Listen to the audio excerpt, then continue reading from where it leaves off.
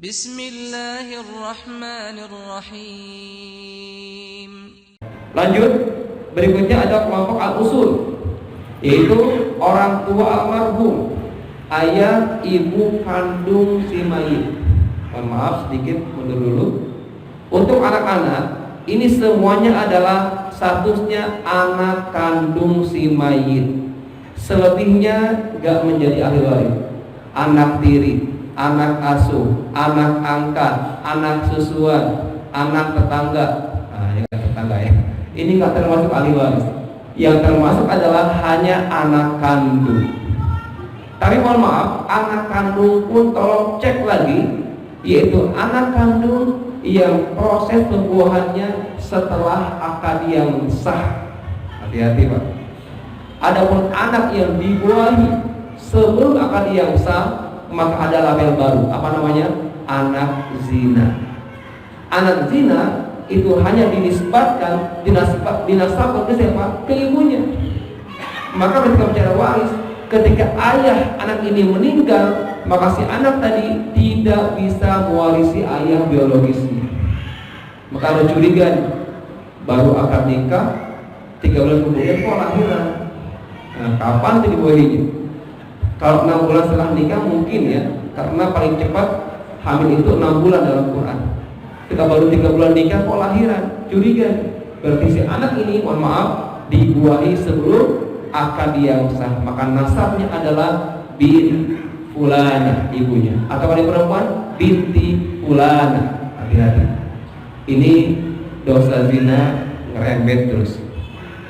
Ketika ayahnya meninggal, maka si anak zina tadi tidak bisa mewarisi ayahnya. Ya, tetapi di sini bisa mendapatkan yang lainnya selain waris. Bisa wasiat, bisa hadiah, bisa hibah, silakan. Mungkin si bapak bertaubat, gitu kan ya. Akhirnya dia dengan pertaubatan yang memberikan sesuatu kepada anak hasil perzinaannya, gak masalah. Tapi kalau secara waris tidak mendapatkan waris. Begitu sebaliknya, ketika anak zina ini tumbuh besar mapan kaya raya, meninggal duluan, maka si bapak ini tidak bisa mewarisi anak biologisnya itu. Masya Allah. Terjadi ya dua arah, ya tidak bisa mewarisi dan tidak bisa mewariskan ketika terjadi perzinahan. Maka anak zina hanya bisa mewarisi ibunya atau diwarisi oleh ibunya kalau dia yang bersangkutan meninggal dunia. Pernah ada kasus yang kami terima. Ini bukan bicara aib, ini pelajaran buat kita. Ketika itu keluarga ini, mohon maaf, almarhum sesuai informasi dari ahli waris, ya agak nakal semasa hidupnya. Nah, sehingga ketika meninggal dikumpulkan, dan anak pertamanya adalah anak perempuan. Mohon maaf, penelitian pengamatan kami di lapangan hampir rata-rata Bapak Ibu, anak hasil perzinahan rata-rata terlahir anak perempuan, hampir rata-rata, jarang anak laki-laki. Nah, maka mohon maaf, saya sebagai konsultan ketika itu bukan buka aib, tapi membuka. Mohon maaf Ibu, apakah anak perempuan Ibu yang pertama ini dihasilkan pas akad yang sah? Ketika dia jawab, ya Ustaz, salah akad yang sah. 2 hari kemudian saya ditawar oleh mantu ibu ini, berarti suami dan perempuan itu. Ustaz, ternyata istri saya ini ya statusnya anak zina. Kan dulu almarhum ayah, mohon maaf gitu kan ya, mungkin khilaf dan sebagainya. Nah, di sini kira-kira anak ini dapat warisan dari ayah meninggal? Tidak dapat. Ini terjadi seperti itu. Wallahu a'lam. Nah, makanya tolong hati-hati, jaga anak-anak kita jangan sampai terjadi seperti itu. Baik, lanjut yang keempat adalah usul orang tua si mayit, ayah dan ibu kandung. Sama, ini pun yang menjadi ahli waris adalah ayah ibu kandung. Selebihnya tidak. Ya, mertua nggak termasuk. Ya, ayah angkat, ibu angkat, ayah susuan, ibu susuan, mungkin nggak susuan Pak? Mungkin ya. Gimana caranya Pak?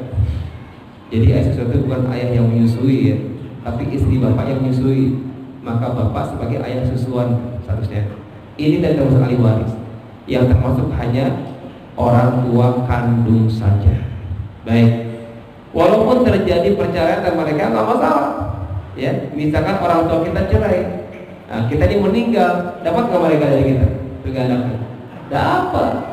Tapi antara mereka baru ini masalah lain, karena antara mereka ini suami istri kan. Tapi kalau dengan anak yang meninggal di sini, tidak ada istilah mantan ibu mantan ayah, tetap mereka mendapatkan hak waris sebagai ayah atau ibu, ya. Berikutnya siapa? Yaitu ring kedua di atas kita sebagai syariat ini adalah kakek nenek. Pertama adalah kakek nenek dari pihak ayah, ya, lengkap, kakek dan neneknya dari pihak ayah. Yang kedua adalah nenek dari ibu.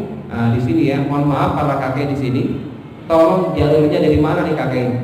Kalau jalurnya dari ayah, masih kemungkinan menjadi ahli waris. Tapi kalau kakek dari jalur ibu, itu bapaknya ibu si mayit, maka ini melemah. Namanya adalah jaddun fasid. Jadi kakek ini ada dua bahasa, ada jaddun sahih, itu kakek yang sahih. Apa artinya? Sahih itu kakek yang tidak diselingi oleh perempuan. Yang kedua adalah jaddun fasid, itu kakek yang diselingi oleh perempuan. Nah, di sini seperti bapaknya ibu ini, karena ada perempuan di sini, maka kakek ini menjadi lemah, kelompok zawil arham. Baik, sampai di sini udah mulai banyak ya. Ingat, urutan menunjukkan kekuatan. Coba sampai ingat, pertama siapa? Suami, istri, kemudian anak laki, anak perempuan, terus cucu laki, cucu perempuan, terus ayah, ibu, terus kakek, nenek dari ayah, kemudian nenek dari ibu. Kalau misalkan kumpul semuanya, lengkap semuanya, mayit meninggalkan suami, anak, cucu, orang tua, kakek dan nenek, mungkin nggak? Masih mungkin kan? Kira-kira apakah dapat semuanya? Enggak, ya. Apakah di sini dari sekian banyak ahli waris ini kita golongkan menjadi dua golongan. Yang pertama adalah ada kategori ahli waris utama, yaitu ahli waris yang pasti dapat. Siapa saja? Pertama adalah zaujani, suami istri, pasti dapat. Pasti dapat, ya. Ada nggak ada anak, pasti dapat. Ada nggak ada cucu, nggak berpengaruh, pasti dapat, ya. Itu yang pertama.